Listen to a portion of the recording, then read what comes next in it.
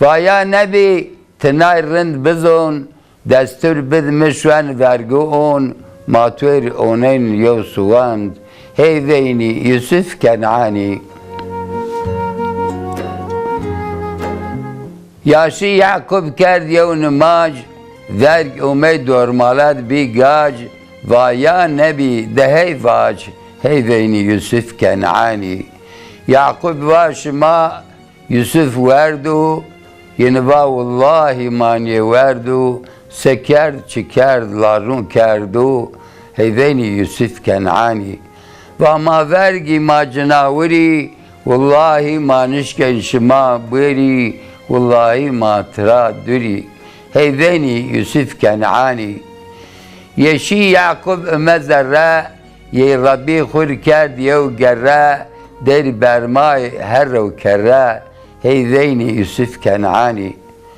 Main etad Yakub caverd, yev kariume Yusuf vetberd, kariun Yusuf berd Mısır heyveyn sekerd. Kariun Yusuf röt peyperu, da qıtfiri sarrek saru, Yusuf be ağay beru, heyveyni Yusuf Kenani.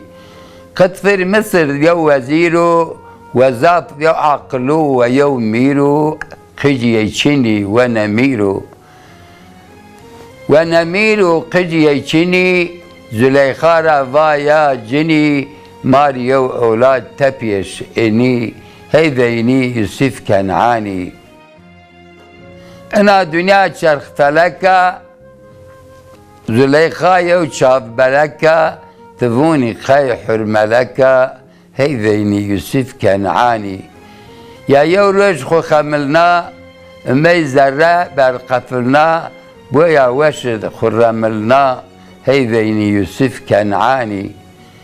Ya va ya Yusuf ez inaya, ezik esta ez keynaya, çevçinu etuk tenaya, heyveyni Yusuf Kenani.